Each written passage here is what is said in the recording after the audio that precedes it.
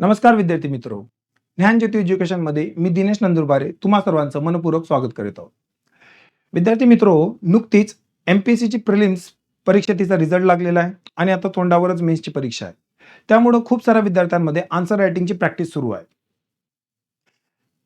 आजच्या या सेशनमध्ये आपण GS पेपर फर्स्ट मधील आर्ट अँड कल्चर या संदर्भातील आन्सर रायटिंग कशी असली पाहिजे हे समजून घेणार आहोत. इथून पुढे आपण एक सिरीज चालवणार आहोत ज्याच्यामध्ये GS पेपर फर्स्ट मधल्या आर्ट अँड कल्चर या संदर्भातले प्रश्न कसे असतील आणि त्यांची उत्तरं कशी लिहिली पाहिजेत हे आपण इथून पुढे समजून घेणार आहोत. एक एक मुद्द्यावर आपण या ठिकाणी काही प्रश्न बघणार आहोत आणि ते सॉल्व्ह करून घेणार आहोत त्या ठिकाणी. तर MPSC ची ही पहिलीच डिस्क्रिप्टिव्हची परीक्षा असणार आहे आणि मग त्याच्यामुळे खूप साऱ्या विद्यार्थ्यांमध्ये कन्फ्युजन आहे की प्रश्न कसे असू शकतात कसे नाही. त्यामुळे UPSCच्या प्रश्नांच्या आधारावर आपण याचा एक रेफरन्स पॉईंट ठेवू शकतोय की प्रश्न कशा पद्धतीने विचारू शकतात त्या ठिकाणी. मग त्याच आधारावर जर आपण बघितलं तर 2025 ला UPSC मध्ये विचारलेला हा प्रश्न आहे आर्ट अँड कल्चरच्या संदर्भात. हडप्पा संस्कृतीच्या वास्तुकलेची प्रमुख वैशिष्ट्ये स्पष्ट करा. आता ज्या वेळेस आपण हा प्रश्न वाचतोय त्यावेळेस आपल्याला इतकं लक्षात आलं पाहिजे की हा प्रश्न हडप्पा काळातला आहे आणि हा प्रश्न हडप्पाच्या वास्तुकला म्हणजे ज्याला आपण आर्किटेक्चर म्हणतो त्या हडप्पन आर्किटेक्चरशी जोडलेला, हडप्पाच्या वास्तुकलेशी जोडलेला. म्हणजे ज्यावेळेस हा प्रश्न आपण 150 शब्दात लिहिण्याचा प्रयत्न करू त्यावेळेस आपल्या डोक्यात काही गोष्टी स्पष्ट झाल्या पाहिजेत. जसं की आन्सरला स्ट्रक्चर काय असेल है ना, आणि मग त्याच्यामध्ये कंटेंट काय असेल. ठीक आहे. मग जनरली जे तुम्हाला सगळ्यांना माहिती असते की कुठलंही आन्सर आपण जे लिहित असतो ते इंट्रोडक्शन, मेन बॉडी पार्ट आणि देन कन्क्लुजन अशा 3 हिस्स्यामध्ये आपल्याला संपूर्ण उत्तर लिहायचं. ठीक आहे. आता हा प्रश्न जो आहे 150 शब्दामध्ये आपण याचं उत्तर लिहिणार आहेत. मॅक्सिमम वर्ड लिमिट 150 वर्ड्स दिलेली त्या ठिकाणी. मॅक्सिमम नी 150 वर्ड्स मध्ये आपल्याला ते आन्सर लिहायचं आहे. मग 150 शब्दामध्ये लिहित असताना इंट्रोडक्शन, बॉडी पार्ट आणि कन्क्लुजन या 3 गोष्टी आल्या पाहिजेत. मग या प्रश्नासंदर्भात इंट्रोडक्शन किती मोठं असलं पाहिजे, बॉडी पार्ट आणि कन्क्लुजन ही पण गोष्ट आपल्या डोक्यामध्ये पहिल्यापासून सेट असली पाहिजे. आपण ज्यावेळेस प्रॅक्टिस करतो ना त्याच वेळेस ही गोष्ट सेट झाली पाहिजे की 150 शब्दांसाठी इंट्रोडक्शन किती मोठं असलं पाहिजे, बॉडी पार्ट किती असली पाहिजे, कन्क्लुजन. जनरली जो थंब रूल असतो त्याला आपण 10% चा म्हणतो इंट्रोडक्शनसाठी है ना, 80% चा असतो बॉडी पार्ट साठी आणि परत 10% चा असतो कन्क्लुजन साठी. मग 150 शब्दातले 10% म्हणजे जवळपास 15-16 शब्द, 15-16 शब्दांचं कन्क्लुजन निघेल, उरलेलं सगळं बॉडी पार्ट मध्ये जाईल. अशा पद्धतीनं आपण वर्ड लिमिटला काय करू शकतो, डिफरन्शिएट करू शकतो है ना. तर हे स्ट्रक्चर आहे, हे काय आहे, बेसिक स्ट्रक्चर आहे. मग या स्ट्रक्चर मध्ये आपल्याला हा प्रश्न उतरवायचा आहे, इंट्रोडक्शन, बॉडी पार्ट आणि कन्क्लुजन. मग याच्यामध्ये आपल्याला पहिलं समजायचं असतं की इंट्रोडक्शन काय. आर्ट अँड कल्चर मध्ये आपल्याला मेन टॉपिक काय तो समजून घ्यायचा असतो आणि मग त्याला इंट्रोडक्शन मध्ये उतरवायचं असते. जसं इथं प्रश्न काय, हडप्पा संस्कृतीची वास्तुकला, हा इंट्रोडक्शनचा मुद्दा आहे आपला. मग तुम्हाला इंट्रोडक्शन मध्ये जवळपास 15-16 शब्दामध्ये, म्हणजे जर तुम्ही एका ओळीत 6 शब्द लिहिताय तर जवळपास 3 लाईनीमध्ये तुम्हाला इंट्रोडक्शन द्यायचं आहे. त्याच्यात काय असणार आहे, तुम्ही काय लिहू शकतात हडप्पा संस्कृतीच्या वास्तुकलेबद्दल, की हडप्पा संस्कृती भारतातली एक प्राचीन संस्कृती आहे आणि ह्या संस्कृतीमध्ये आपल्याला खूप सारी वास्तुकला बघायला मिळते. करेक्ट. म्हणजे या वास्तुकलेबद्दल तुम्ही लिहितात. हे इंट्रोडक्शन झालं बेसिक. हे कसं झालं, बेसिक इंट्रोडक्शन. इंट्रोडक्शन का महत्वाचं असते, कारण की प्रश्न चेक करणाऱ्याला लक्षात येतंय इंट्रोडक्शन वाचून की तुम्हाला मुद्दा कळला आहे किंवा नाही. मग त्या संदर्भात तुम्ही इंट्रोडक्शन लिहिणार है ना. मग इंट्रोडक्शन मध्ये हडप्पा संस्कृतीच्या वास्तुकलेची प्रमुख वैशिष्ट्ये असा प्रश्न असताना हडप्पा संस्कृतीची वास्तुकला हा तुमचा इंट्रोडक्शनचा मुद्दा आहे. करेक्ट. मग लिहायचं त्या ठिकाणी इंट्रोडक्शन मध्ये की हडप्पा जी संस्कृती आहे ही एक प्राचीन संस्कृती आहे, साधारण 4500 वर्षा अगोदर किंवा याला तुम्ही असं लिहू शकता 2500 BC है ना. ह्या काळामध्ये ही सभ्यता भारतामध्ये अस्तित्वात होती, ही सभ्यता विकसित होती आणि या विकसित सभ्यतेनं आर्ट अँड कल्चर आर्किटेक्चर याच्यामध्ये खूप सारी प्रगती केलेली होती. याला तुम्हाला 2 ते 3 लाईनीमध्ये स्पष्ट लिहायचं. हे झालं तुमचं इंट्रोडक्शन. ठीक आहे. आता यानंतर तुमचं तयार होईल बॉडी पार्ट आणि हा सर्वात महत्वाचा हिस्सा. आता नेहमी लक्षात ठेवायचं, जनरली मुलांमध्ये कसं असते ना की पेन उचलला की पॅराग्राफ रायटिंग करणं सुरू करतात. नाही, तुम्ही जर पॉइंट वाईज उत्तर लिहिले ना 1 2 3 4 5 6 असे जर पॉइंट वाईज उत्तर लिहिलेत ना तर तुमचं आन्सर जास्त व्हिजिबल होते, त्याच्यामध्ये गिचीड कमी असते है ना आणि महत्वाचे मुद्दे हायलाइट करता येतात त्या ठिकाणाला. त्यामुळे पॉइंट वाईज उत्तर जाऊ द्यायचं. जसं ह्या ठिकाणी आपण हडप्पा संस्कृतीची वास्तुकला, आर्किटेक्चर याच्याबद्दल जर आपण बोलणार आहे तर आपण एक एक पॉइंट वाईज गेलं पाहिजे. मग मेन बॉडी पार्ट मध्ये आपण हडप्पा संस्कृतीची वास्तुकला हिच्याबद्दल आपण डिस्कशन करणार आहे, स्पष्ट करणार आहे, म्हणजे पॉइंट लिहायचा. फॉर एक्झाम्पल है ना, हडप्पा संस्कृतीमध्ये आपण जर आर्किटेक्चर बघितलं त्याच्यात काय दिसतं, तर त्याच्यात आपल्याला टाउन प्लॅनिंग दिसतंय है ना. काय दिसतंय आपल्याला, टाउन प्लॅनिंग म्हणजे शहरीकरण, की हडप्पा सभ्यतेतल्या लोकांनी शहरांना प्रॉपर पद्धतीनं मॅनेज केलेलं होतं, टाउन प्लॅनिंग केलेली होती त्यांची त्या ठिकाणी. मग जर तुम्ही त्या ठिकाणी टाउन प्लॅनिंग हा शब्द लिहिणार आहे, मग त्याला एक्सप्लेन करायचं की हडप्पा संस्कृतीची जी टाउन प्लॅनिंग होती ती एका ग्रिड पॅटर्न मध्ये होती है ना. म्हणजे त्या ठिकाणी प्रत्येक रस्ते एक दुसऱ्यांना काटकोनात छेदत होते. लोअर टाउन आणि सिटाडेल असे दोन भागात विभागलेले होते. ही झाली त्याची टाउन प्लॅनिंग हडप्पा सभ्यतेची. मग हडप्पा सभ्यतेच्या संस्कृती आर्किटेक्चर मध्ये तुम्ही अजून काय लिहू शकताय, तर हडप्पा संस्कृतीच्या आर्किटेक्चर मध्ये तुम्ही विटांचा वापर लिहू शकताय है ना. Use of BRICS, correct. तर मग हडप्पा संस्कृतीमध्ये विटा ह्या भाजलेल्या वापरल्या होत्या, त्या एका स्टँडर्ड फॉर्म मध्ये होत्या आणि मग त्यांचा वापर करून त्यांनी काय केलेले होते, मोठे मोठे स्ट्रक्चर बनवलेले होते, जसं ग्रेट बाथ है ना. नेहमी लक्षात ठेवा उदाहरणं महत्वाची आहेत, examples are very very important. मग तुम्ही टाउन प्लॅनिंग देताय तर त्याच्यामध्ये हडप्पा हे शहराचे टाउन प्लॅनिंग असं लिहा उदाहरणार्थ है ना. विटांचा वापर करताय तर विटांच्या वापराने केलेले स्ट्रक्चर, जसं मी आता सांगितलं ग्रेट बाथ, त्याचं एका शब्दात लिहा तर विटांचा वापर केलेला आहे. हे आर्किटेक्चरचं दुसरं एक्झाम्पल आहे हा, हडप्पन आर्किटेक्चरचं. हडप्पन आर्किटेक्चर मध्ये तुम्ही अजून काय सांगू शकतात, खूप साऱ्या गोष्टी सांगायला. जसं त्याच्यामधले मी सांगू शकतो मूर्तिकला. काय होती, मूर्तिकला है ना, स्कल्पचर्स. आता हडप्पामध्ये आपल्या सगळ्यांना माहिती की खूप सारे स्कल्पचर्स सापडलेले आहेत है ना.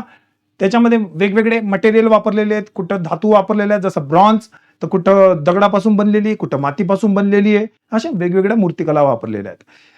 त्याच्यामुळे काय झालं की हडप्पामध्ये मूर्तिकला डायव्हर्स आहे. मग त्याची उदाहरणं देऊ शकतायत तुम्ही, जसं धातूपासून जी बनलेली आहे तिला आपण म्हणतो डान्सिंग गर्ल है ना, ती एक उदाहरण देऊ शकतायत. मातीपासून मदर अर्थ म्हणजे जी मातृदेवताची मूर्ती होती, त्याच्यानंतर दगडापासून ती एक पुजाऱ्याची मूर्ती होती. तर अशी वेगवेगळे तुम्ही एक्झाम्पल त्या ठिकाणी कोट करू शकताय मूर्तिकलेमध्ये. तर हडप्पा संस्कृतीच्या वास्तुकलेमध्ये आपण मूर्तिकला पण बघू शकतोय है ना. तर अशा पद्धतीनं आपल्याला ही वैशिष्ट्य त्या ठिकाणी मांडायची है ना. हडप्पा संस्कृतीमध्ये तुम्ही हडप्पा संस्कृतीच्या वास्तुकलेमध्ये तुम्ही सील्सचा पण वापर करू शकताय, की हडप्पा संस्कृतीमध्ये शिक्के, सील्स म्हणजे काय, शिक्के यांचा वापर करण्यात आलेला होता है ना. शिक्के प्रामुख्याने व्यापारासाठी वापरलेले होते, पण त्या शिक्क्यांवर काय होती, वेगवेगळ्या नकाशी डिझाईन्स तयार केलेल्या होत्या है ना. तर त्या ठिकाणी आपल्याला खूप साऱ्या प्राण्यांची इमेजेस दिसत आहेत, झाडं दिसत आहेत, वेगवेगळ्या इमेजेस दिसत आहेत त्या ठिकाणी. फॉर एक्झाम्पल एक जी फेमस आहे ती पशुपतीनाथची आहे, पशुपती सील म्हणून फेमस आहे. त्याच्यानंतर एक आहे जी युनिकॉर्न है ना, तर युनिकॉर्न एक काल्पनिक होता है ना. तर असे वेगवेगळे आपल्याला काय सापडले, सील. ते सील पण काय आहे, हडप्पाच्या आर्किटेक्चरचा एक उत्तम नमुना आहे. तर अशा पद्धतीनं हडप्पामध्ये तुम्हाला खूप सारे आर्किटेक्चरचे एक्झाम्पल्स भेटत आहेत. या एक्झाम्पल्सला तुम्हाला इथं मांडायचं आहे, ते पॉइंटमध्ये मांडायचंय, खाली त्याला एक्सप्लेन करायचं 1-2 लाईनीमध्ये आणि त्याचं एक्झाम्पल द्यायचं आहे. अशा पद्धतीनं तुम्ही करू शकता. तुम्ही हे 4 पॉईंट जरी एक्सप्लेन करण्याचा प्रयत्न केला तरी तुमचं बॉडी पार्ट 150 शब्दासाठी तयार करता येऊ शकते तुम्हाला. मग अशा पद्धतीनं तुम्ही हे टाउन प्लॅनिंग, विटांचा वापर, मूर्तिकला है ना, सील्स किंवा शिक्के यांचा वापर यांच्या मदतीने तुम्ही तुमचं बॉडी पार्ट कम्प्लीट करून घेणार. ठीक आहे. मग हे बॉडी पार्ट कम्प्लीट झाल्यानंतर तुम्हाला शेवटची गोष्ट काय येईल, कन्क्लुजन. शेवटची गोष्ट काय येईल, कन्क्लुजन. याला पण 2 ते 3 लाईनी आपण दिल्याच पाहिजेत. तर कन्क्लुजन मध्ये काय लिहू शकताय तुम्ही, की हडप्पा संस्कृतीमधली जी वास्तुकला आहे ती जे आर्किटेक्चर आहे ते खूप डायव्हर्स होतं, ती खूप आपण म्हणतो की विविधतेनं भरलेली होती. त्याच्यामध्ये मूर्तिकला पण होती, त्याच्यामध्ये मोठे मोठे स्ट्रक्चर्स, विटांचे स्ट्रक्चर बनवणं पण होते, त्याच्यामध्ये टाउन प्लॅनिंग पण होती. त्यामुळं हडप्पा संस्कृतीची वास्तुकला ही त्यावेळेची एक प्रगत वास्तुकला आपल्याला दिसते. अशा पद्धतीने तुम्ही याचा एंड करू शकतात, कन्क्लुजन. है ना. बेसिकली कन्क्लुजन मध्ये काय मांडावं लोकांना हे कळत नाही. कन्क्लुजन मध्ये नेहमी काय येत असतं, तर जे बॉडी पार्ट मध्ये लिहिलेलं आहे त्याची एक समरी येत असते 2-3 लाईनीमध्ये. त्याच्यामुळे नवीन काही लिहायचं नाही त्याच्यामध्ये, है ना. कन्क्लुजन मध्ये जनरली आपण मॅक्सिमम टाइम मध्ये काय लिहित असतो, बॉडी पार्ट मध्ये जे आहे त्यालाच काय करायचं, कन्क्लूड करून द्यायचं, है ना. जर नाही विचार आला की कन्क्लुजन मध्ये काय करायचं, कारण की बहुतेक मुलांना कन्क्लुजन फ्रेम करता नाही येत, म्हणजे त्यांना ते लिहिता नाही येत 2-3 ओळीमध्ये. तर मी एक छोटंसं सजेशन देतो, है ना, टेम्पररी बट इफेक्टिव्ह आहे. तर काय करायचं, बॉडी पार्ट मधले कीवर्ड शोधायचे महत्वाचे, है ना. तुम्ही जे बुलेटिन पॉईंट्स देतात ना त्याच्यातले 2-3 कीवर्ड शोधायचे आणि त्यांच्याने एक सेंटेन्स तयार करायचं 2 लाईनी 3 लाईनीमध्ये आणि ते सेंटेन्स लिहून घ्यायचं त्या कीवर्ड्सच्या मदतीनं. That's how you will complete your conclusion. अशा पद्धतीनं आपलं आपण कन्क्लुजन बनवू शकतोय. तर हे झालं हडप्पा संस्कृतीच्या वास्तुकलेतला हा आर्ट अँड कल्चरशी जुळलेला महत्वाचा प्रश्न होता. तर हा प्रश्न सिंपल होता, स्ट्रेट फॉरवर्ड होता. याच्यामध्ये तुम्हाला अजिबात जास्त प्रश्नाचा अर्थ शोधण्याची गरज नव्हती, है ना. स्पष्ट करा म्हणजे काय असते, की आपण एक पॉईंट दिला त्याला परत एक्सप्लेन करायचं आणि एक्झाम्पल द्यायचं त्याचं, त्याला म्हणायचं स्पष्ट करा, है ना. तर प्रश्न कुठल्या कॅटेगरीचा विचारलाय ते बघायचं आणि प्रश्नाचा गाभा काय, कोर एरिया काय, त्याला इंट्रोडक्शन मध्ये इंट्रोड्यूस करायचं. ह्या गोष्टींकडे लक्ष द्यायचं. हडप्पा संस्कृतीशी जुळलेला अजून एक प्रश्न आहे, 2015ला विचारलेला आहे. भारतीय उपखंडातील प्राचीन संस्कृती इजिप्त, मेसोपोटेमिया आणि ग्रीस संस्कृतीपेक्षा वेगळी होती, कारण तिची संस्कृती व परंपरा कोणताही खंड न पडता आजपर्यंत टिकून राहिल्या आहेत. यावर भाष्य करा. कमेंट म्हणजे स्टेटमेंट आहे. पहिलं काय आहे, स्टेटमेंट आहे इथून इथपर्यंत. तर प्रश्न समजून घ्यायचा आणि प्रश्न समजून त्याचं उत्तर काय असेल हे ठरवायचं. 200 शब्दामध्ये तुम्हाला प्रश्नाचं उत्तर लिहायचं. परत स्ट्रक्चर मध्ये काय येतील, 3 गोष्टी, introduction, body part and conclusion, है ना. Introduction, body part and conclusion. आता प्रश्न खूप मोठा आहे, लेन जर बघितली तर त्याच्यामुळे खूप साऱ्या विद्यार्थ्यांना प्रॉब्लेम जनरेट होऊन जाते की ह्या प्रश्नाचं उत्तर काय लिहायचं. तर पहिले समजून घ्यायचा प्रश्न कसा आहे. तर पहिले एक स्टेटमेंट आहे. स्टेटमेंट म्हणजे काय, वाक्य आहे, है ना, की भारतीय उपखंडातील प्राचीन संस्कृती, याच्यात सिंधू सभ्यतेबद्दल, सिंधू संस्कृतीबद्दल डायरेक्ट उच्चार नाहीये, पण प्रश्नामध्ये त्याचाच अर्थ अपेक्षित आहे. तर भारतीय उपखंडातील प्राचीन संस्कृती इजिप्त, मेसोपोटेमिया आणि ग्रीस हे कंटेम्पररी होते यांना, है ना. म्हणजे भारतामध्ये सिंधू सभ्यता होती, तर भारताच्या बाहेर इराकमध्ये होती मेसोपोटेमिया, इजिप्शियन आणि युरोपमध्ये होती ग्रीस. या संस्कृतीपेक्षा वेगळी होती, कारण तिची संस्कृती म्हणजे भारतीय उपखंडातली आपली ही संस्कृती सिंधू सभ्यता व परंपरा कोणताही खंड न पडता आजपर्यंत टिकून राहिल्या आहेत. की जवळपास 4500 वर्ष अगोदर जी सिंधू सभ्यता होती ती आज पण आपल्या भारतामध्ये कंटिन्यू आहे. जशीची तशी नाही, पण त्याच्यातले खूप सारे जे कन्सेप्ट आहेत ते आज पण कंटिन्यू आहेत, असं ते स्टेटमेंट आहे. बाकी इजिप्त, मेसोपोटेमिया आणि ग्रीस या सभ्यतांमधले जे प्रॅक्टिसेस होते, जे त्यांचे विचारधारा होत्या, त्या लोकांनी सोडून दिल्या आणि आता कम्प्लिटली नवीन विचारधारेवर त्यांचा समाज बनलेला आहे. पण भारताबाबतीत तसं नाहीये बुवा, की भारताबाबतीत हजारो वर्ष अगोदर जी सिंधू सभ्यता होती ती सिंधू सभ्यता, त्याच्यातले खूप सारे कन्सेप्ट, प्रॅक्टिसेस आपण आज पण कंटिन्यू केलेले आहेत. यावर आपल्याला कमेंट करायची, है ना.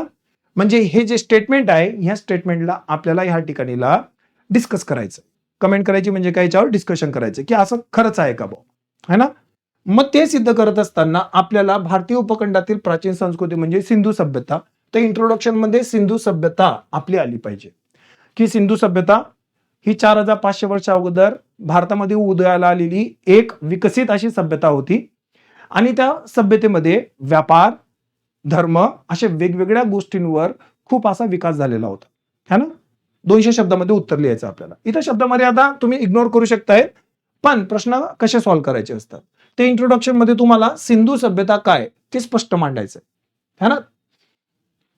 त्यानंतर आपलं मेन बॉडी पार्ट. आता मेन बॉडी पार्ट मध्ये काय येणार आहे, तर लक्षात ठेवा या प्रश्नामध्ये अपेक्षित काय. या प्रश्नामध्ये अपेक्षित आहे की आजचा भारत आणि 4500 वर्ष अगोदर सिंधू संस्कृतीचा भारत, या 2 संस्कृतींना आपल्याला कम्पेअर करायचं. तर कम्पॅरेटिव्ह स्टडी याच्यामध्ये आपल्याला सांगायचंय की 4500 वर्ष अगोदर जी सिंधू सभ्यता होती ती सिंधू सभ्यता, त्याच्यातले कुठले कुठले मूल्य, तत्व आज पण आपल्या भारतामध्ये प्रॅक्टिस केले जात आहेत, पाळले जात आहेत. आपल्याला ते सांगायचं इथं, कोणताही खंड न पडता आजपर्यंत टिकून राहिल्या आहेत परंपरा. मग आपल्याला ह्या परंपरा तिथं एक्सप्लेन करायच्या आहेत. अंडरस्टूड? तर प्रश्नाचा गाभा इथं सापडतो आपल्याला. ज्याला हा प्रश्न कळला तो बरोबर उत्तर देईल. मग इथं कम्पॅरेटिव्ह स्टडी करायचा आहे, है ना? मग याच्यामध्ये बॉडी पार्ट मध्ये दोन हिस्से येतील.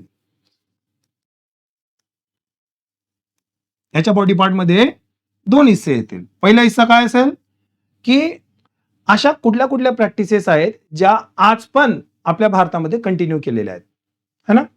मग त्याच्यामध्ये आपण काय काय लिहू शकतोय?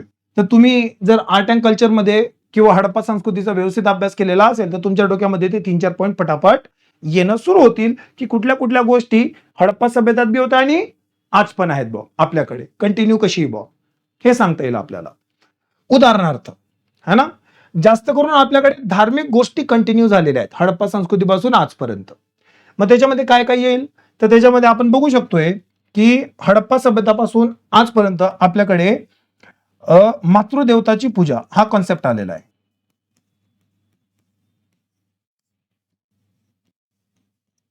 है ना, मातृदेवता, त्याला मदर अर्थ किंवा गॉडेस अर्थ असं पण म्हणतात. त्यांची पूजा आज पण कंटिन्यू आहे. हडप्पामध्ये आपल्याला ती एक मातृदेवताची मूर्ती सापडलेली आहे.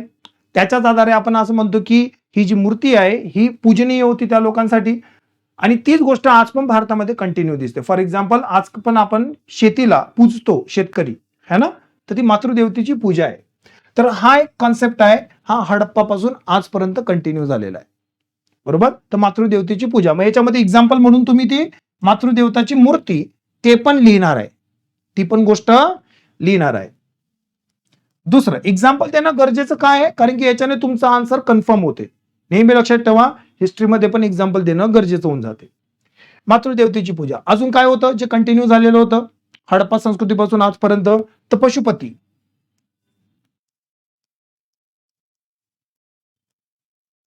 काय होतं? पशुपती पूजा. तर आपल्याला एक सील सापडलेला आहे ज्याच्यामध्ये एक योगिक मुद्रामध्ये एक ऋषी बसलेले आहेत, आजूबाजूला झाडं आहेत, जनावर आहेत, त्याच्यामुळे आपण त्यांना पशुपती असं नाव दिलेलं होतं, है ना. प्रोटोशिवा, प्रोटो हिस्ट्रीतला हिस्सा आहे म्हणून तो प्रोटोशिवा, पशुपती. आज पण आपण पशुपतीची पूजा करतो, शिवाच्या फॉर्म मध्ये पशुपतीची आपण पूजा करत असतो. म्हणून पशुपतीची पूजा ही पण काय कंटिन्यू आहे. मग त्याचं पण एक्झाम्पल द्यायचं, ते सील म्हणजे जो शिक्का आहे पशुपतीचा त्याचा उल्लेख करायचा एक्झाम्पल मध्ये. अंडरस्टूड? की बुवा भारतामध्ये आज शिवाची पशुपती रूपामध्ये पूजा होते, पण हीच प्रॅक्टिस आपल्याला हडप्पा सभ्यतेमध्ये पण दिसते ज्या ठिकाणीला पशुपतीची पूजा होत असावी. उदाहरणार्थ आपल्याला सापडलेला पशुपतींचा सील. अंडरस्टूड? असं त्या ठिकाणीला मांडायचंय. अजून कुठली गोष्ट आहे जी कंटिन्यू झालेली आहे, है ना? तर आपण बघतो की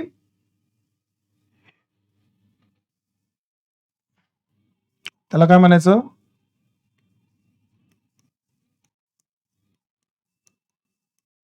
धार्मिक स्नान, है ना, रिलिजियस बाथिंग इंग्लिशमध्ये, मराठीत त्याला धार्मिक स्नान म्हणतात. हडप्पा संस्कृतीमध्ये किंवा सिंधू संस्कृतीमध्ये आपल्याला मोहनजोदडो इथं एक ग्रेट बाथ सापडलेला आहे, है ना, मोठा पाण्याचा कुंड सापडलेला आहे जो विटांपासून बनलेला आहे. आजकाल जर तुम्ही बघितलं भारतामध्ये मंदिरांच्या बाहेर असे मोठे मोठे पाण्याचे कुंड असतात आणि त्या मंदिरामध्ये त्या पाण्याच्या कुंडामध्ये आपण पहिले स्वच्छ होतो आणि मग मंदिरामध्ये दर्शनाला जात असतो. करेक्ट? मग इतिहासकार काय म्हणतात की ही जी परंपरा आहे आपल्या हिंदू सभ्यतेमधली, ती परंपरा ऍक्च्युली इथं पण आपल्याला दिसते, है ना, हडप्पा सभ्यतेमध्ये. कारण की त्या ठिकाणी जो ग्रेट बाथ होता त्याचं पर्पज धार्मिक असावं, त्याचा उद्देश धार्मिक असावा असा अनुमान इतिहासकारांनी लावलेला आहे की ते धार्मिक कारणासाठी बनलेला असावा. म्हणून ते धार्मिक स्नान जे हडप्पा सभ्यतात होतं ते आज पण आपल्याला कंटिन्यू दिसतंय, है ना. अजून काय सांगू शकतोय आपण? तर निसर्ग पूजा. अजून काय सांगू शकतो आपण? निसर्ग पूजा. तर बहुतेक धार्मिक गोष्टी आपल्याकडे काय झालेल्या आहेत, कंटिन्यू झालेल्या आहेत, ज्या हडप्पाच्या काळात होत्या त्या आपल्याला आज पण दिसत आहेत त्या ठिकाणीला. निसर्ग पूजा. तर ह्या ज्या गोष्टी आहेत ज्या आपल्या संस्कृती आणि परंपरेमध्ये आज पण आपल्याला दिसत आहेत, ह्या हडप्पाच्या काळात पण अस्तित्वात होत्या. प्रश्न ह्या कॉन्सेप्टवर होता. मग तुम्हाला हे 4-5 पॉईंट असे असतील ते मेन्शन करायचे, त्याला एक्सप्लेन करायचं आणि त्यांची एक्झाम्पल द्यायचे. अंडरस्टूड? निसर्ग पूजेमध्ये तुम्ही सांगू शकताय की त्या काळातले लोक पिंपळाची पूजा करायचे, आज पण आपल्या भारतामध्ये पिंपळाची पूजा होते खूप साऱ्या समुदायांमध्ये, है ना. तर निसर्ग पूजा हा कॉन्सेप्ट कॉमन आहे त्या ठिकाणीला. ठीक आहे, तर निसर्ग पूजक होते ते. सो हा झाला ह्या प्रश्नाचा बॉडी पार्ट, बरोबर. आणि मग याच्यानंतर तुम्ही करणार आहेत कन्क्लुजन, है ना. कन्क्लुजन मध्ये बॉडी पार्टच्याच गोष्टी येणार आहेत त्या ठिकाणीला, की भारतीय सभ्यता म्हणजे सिंधू सभ्यता ही बाकी त्याच्या जे समकालीन सभ्यता यांच्यापेक्षा वेगळी का ठरली? कारण की सिंधू सभ्यतेमधल्या खूप साऱ्या परंपरा ह्या भारतीय लोकांनी पुढे जाऊन आत्मसात केल्यात आणि त्या टिकवून ठेवल्यात, जे की इजिप्त, मेसोपोटेमिया आणि ग्रीस संस्कृतीमध्ये आपल्याला बघायला भेटत नाही. हे झालं कन्क्लुजन तुमचं, आणि मग तुमचं उत्तर या ठिकाणीला पूर्ण तुम्ही कंप्लीट करता, है ना. अशा पद्धतीनं हडप्पा, ज्याला सिंधू सभ्यता आपण म्हणता, याच्यावरचा असा पण एक प्रश्न होता, है ना. तर कंटेम्पररी स्टडी करवता येत आपल्याला. नेहमी लक्षात ठेवायचं, आर्ट अँड कल्चर मध्ये आपल्याला कंपॅरेटिव्ह स्टडी येतो. एकतर वेगवेगळ्या सभ्यता, जसं इथं बघा, इथं सिंधू सभ्यता आहे, इजिप्त, मेसोपोटेमिया, ग्रीस आहे, हे समकालीन आहेत. हे कशा आहेत? समकालीन आहेत. मग यांच्यामध्ये पण कंपॅरेटिव्ह स्टडी करायला लावतील. जनरली मेसोपोटेमिया आणि हडप्पा यांच्यातला कंपॅरेटिव्ह स्टडी आपल्याला समजला पाहिजे, की मेसोपोटेमियात काय होतं त्यावेळेस आणि हडप्पामध्ये काय होतं, है ना. त्याच्यानंतर हडप्पा आणि त्याच्यानंतरचा काळ, याच्यामध्ये कंपॅरेटिव्ह स्टडी विचारणार आहे. मग त्याच्यात कुठलाही काळ विचारू शकतात तुम्हाला. तर कंपॅरेटिव्ह स्टडी हा आर्ट अँड कल्चरचा एक हिस्सा आहे, है ना. तर त्याच्यासाठी आपल्याला तयार व्हायचं असते. म्हणून आजचे फीचर्स काय होते आणि त्यावेळेसचे फीचर्स काय आहेत, है ना, हे आपल्याला कम्पेअर करून आन्सर रायटिंग करावं लागतं. हा दुसरा प्रश्न होता. अजून एक बघू, जो मला सिंधू सभ्यतेवर सापडलेला होता. 2014चा प्रश्न आहे. सिंधू संस्कृतीच्या नगर रचना व सांस्कृतिक वैशिष्ट्यांनी आधुनिक शहरीकरणाला कितपत दिशा व प्रेरणा दिलेली आहे? चर्चा करा, म्हणजे डिस्कस. अगोदर सांगितलं डिस्कस म्हणजे काय, की मुद्दे मांडायचे, एक्सप्लेन करायचं, उदाहरण देता आलं तर उदाहरण द्यायचं. मुद्दे मांडणे, एक्सप्लेन करणे आणि उदाहरण देणे. प्रश्न सिंपल आहे, स्ट्रेट फॉरवर्ड आहे, अजिबात याच्यामध्ये कॉम्प्लिकेशन्स नाहीये. याच्यात पण 3 पार्ट येतील: introduction, body part and conclusion. Introduction, body part and conclusion. आता सिंधू सभ्यतेतला प्रश्न आहे. पहिले प्रश्न समजून घेऊ आपण काय. एकदा नाही दोनदा वाचा, दोनदा नाही तीनदा वाचा, पण प्रश्न समजल्याशिवाय आन्सर लिहिण्याची घाई करायची नाही. प्रश्न कळला तरच उत्तर व्यवस्थित असेल आणि मार्क जास्त भेटतील. सिंधू संस्कृतीच्या नगर रचना आणि सांस्कृतिक वैशिष्ट्यांनी आधुनिक शहरीकरणाला कितपत प्रेरणा दिली आहे? म्हणजे 4,500 वर्ष अगोदरची जी सिव्हिलायझेशन होती, इंडस सिव्हिलायझेशन, सिंधू सभ्यता, त्यांच्यातली जी शहरं होती, त्या शहरांपासून आजची शहरं कशी प्रेरणा घेऊ शकतात किंवा घेत आहेत, हा कंपॅरेटिव्ह स्टडी आहे. आजची शहर आणि तेव्हाची शहर, मी सांगितलं होतं तुम्हाला कंपॅरेटिव्ह स्टडीवर प्रश्न असतात आपल्याला. तर मग आजची शहरं, त्यांची प्रॉब्लेम्स, सिंधू सभ्यतेतली शहरं, त्यांची अचिव्हमेंट्स, ह्या 2 गोष्टी आपल्याला मॅच करायच्या आहेत या ठिकाणीला, है ना. तर कंपॅरेटिव्ह स्टडी करायचा आहे. ठीक आहे. तर प्रश्न सिंपल आहे, सिंधू संस्कृतीची नगर रचना आणि सांस्कृतिक वैशिष्ट्यांनी आधुनिक शहरीकरणाला कितपत दिशा व प्रेरणा दिलेली आहे? मग याच्यामध्ये इंट्रोडक्शन मध्ये काय येईल? सिंधू सभ्यतेची नगर रचना, हा ना, हा मुद्दा असेल. मग परत तेच, सिंधू सभ्यता 4,500 वर्ष पुराणी. मी तुम्हाला अजून एक गोष्ट सांगतो, है ना. मी पुढच्या काही लेक्चरमध्ये तुम्हाला एक जस्ट चार्ट प्रोव्हाइड करून देईल, ज्या चार्टमध्ये आपण समजू शकतो की कुठल्या कुठल्या टॉपिकवर प्रश्न विचारले आर्ट अँड कल्चरशी संबंधित. ठीक आहे. प्रत्येक टॉपिकच्या काही इंट्रोडक्शन रेडीमेड तयार करून ठेवायचे. जसं सिंधू सभ्यता, सिंधू सभ्यतेवर कधी प्रश्न आला की त्याचं 2 लाईनचं इंट्रोडक्शन काय असेल, नेहमी तयार करून ठेवायचं. नेहमी डायरेक्ट रट्टा, कॉपी अँड पेस्ट, जास्त डोकं लावायची गरज नाही. त्याच्याने काय होतो, आपल्या एक्झामिनेशन मधला टाइम सेव्ह होतो. जर मला 150 शब्दात एक उत्तर लिहायचंय, तर गाईज अंडरस्टँड, मला 7 ते 8 मिनिटं भेटतात. त्याच्यात प्रश्न वाचायचा, त्याचं स्ट्रक्चर तयार करायचं, त्याची आन्सर रायटिंग करायची, या सगळ्या गोष्टी मला तेवढ्या वेळेत करायचं आहे. तिथं जर वेळ जास्त लागला तर मला पुढच्या कुठल्या तरी प्रश्नाला तो वेळ कमी द्यावा लागेल, है ना. लॉस आहे त्या ठिकाणी. मग त्या लॉसला आपण अगोदर कसं प्रिव्हेंट करू शकतोय, तर आपण अनालिसिस करायचं की कुठल्या कुठल्या टॉपिकवर प्रश्न विचारलेले आहेत आणि त्या टॉपिकचे इंट्रोडक्शन कसे असले पाहिजेत, हे आपण रेडीमेड तयार करून ठेवायचे, लिहून ठेवायचे प्रत्येक ठिकाणी, है ना. त्याच्याने आपला फायदा होतो, वेळ वाचतो. मग सिंधू सभ्यतेबद्दल पण तसंच करू शकतात तुम्ही, है ना. तुम्हाला दिसतंय की 3 प्रश्न मी आतापर्यंत दाखवलेत तुम्हाला. तर मग सिंधू सभ्यतेबद्दल इंट्रोडक्शन करायचं आणि मग आपले येईल मेन बॉडी पार्ट. यामध्ये येईल मेन बॉडी पार्ट. आता मेन बॉडी पार्ट मध्ये आपल्याला काय करायचं, तर कंपॅरेटिव्ह स्टडी, आताची शहर आणि तेव्हाची शहर. मग सिंधू सभ्यतेमध्ये आपल्याला मी इथे लिहितो इंडस सिटीज.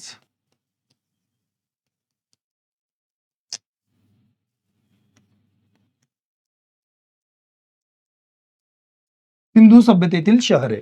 मग 3-4 पॉईंट आपल्याला लिहायचे त्या ठिकाणीला, है ना, की सिंधू सभ्यतेतील शहरे कशी होती, तर ते पहिलं लिहायचं. प्लॅन्ड होती. कशी होती, प्लॅन्ड, है ना. प्लॅन म्हणजे नियोजित. प्लॅन म्हणजे कशी होती, नियोजित.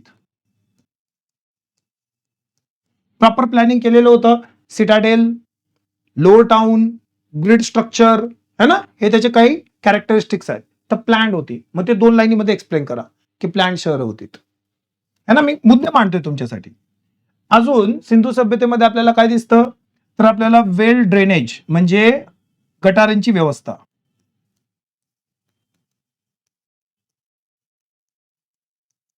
शहरामध्ये काय दिसेल, गटारांची व्यवस्था. शहरामध्ये काय दिसेल तुम्हाला, सांडपाण्याची व्यवस्था.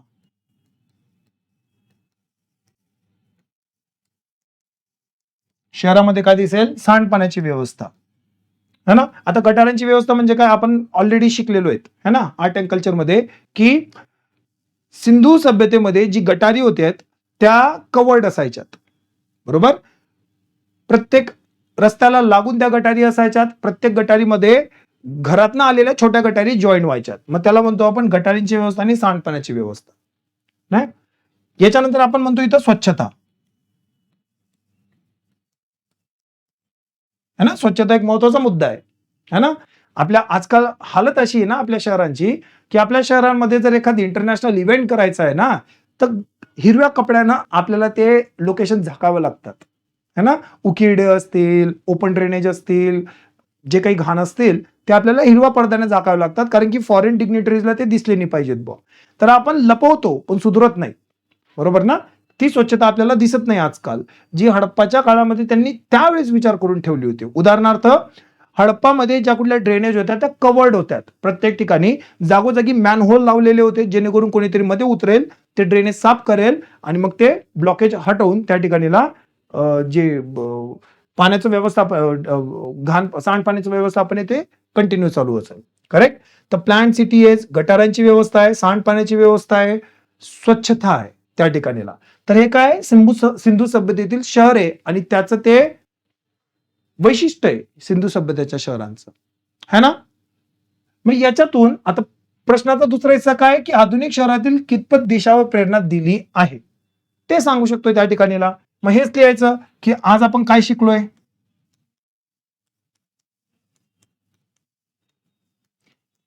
है ना, की आपण काय शिकलो. तर लिहायचं त्याच्यामध्ये की आज आपण प्रॉपर प्लॅन अर्बनायझेशन कसं करू शकतोय याच्याबद्दल आपण त्यांच्याकडनं शिकू शकतोय, ते लिहा त्या ठिकाणीला. जसं भारतामध्ये पिंपरी चिंचवड, महाराष्ट्रामध्ये पिंपरी चिंचवड ही एक प्लॅन सिटी आहे त्या ठिकाणीला, है ना. तर मग ते प्लॅन सिटी कशी बनू शकते आपण ते शिकलो, त्याचे फायदे आपल्याला लक्षात आलेत. गटारांची व्यवस्था असेल त्या ठिकाणीला, है ना, स्वच्छता आणि सांडपाण्याचं महत्व आपल्याला कळलं आणि मग ते आपण त्या ठिकाणीला आत्मसात केलं. सो दॅट्स हाऊ ह्या मुद्द्यांवर आपण हडप्पा संस्कृतीकडनं शिकून आपली जी आधुनिक शहर आहे त्यांना एक व्यवस्थित दिशा देऊ शकतोय, असं तुम्हाला कन्क्लुजन मध्ये पण मांडता येईल त्या ठिकाणी. तर प्रश्न सोपे असतात मित्रो, प्रश्न डिफिकल्ट नसतात. प्रॉब्लेम अशी की आपण प्रश्न व्यवस्थित वाचत नाही आणि त्याच्यामुळे ते अंडरस्टँडिंग घेऊ शकत नाही. तर मग अशा पद्धतीनं आपल्याला आन्सर रायटिंग मध्ये थोडीशी क्रिएटिव्हिटी दाखवावी लागते त्या ठिकाणी. प्रश्न काय ते समजून घ्या आणि मगच आन्सर रायटिंग आपण तयार करू शकतोय, आन्सर रायटिंगचे आपण प्रयत्न करू शकतो त्या ठिकाणी. ठीक आहे. तर आजच्या व्हिडिओमध्ये मित्रो आपण सिंधू सभ्यतेशी जोडलेले हे 3 प्रश्न बघितलेत. येत्या पुढच्या व्हिडिओमध्ये आपण आर्ट अँड कल्चरशी संबंधित अजून वेगवेगळ्या मुद्द्यांवर असेच काहीतरी प्रश्न घेऊन येऊ आणि त्यांची आन्सर रायटिंग कशी असू शकते त्यावर आपण चर्चा करू. धन्यवाद.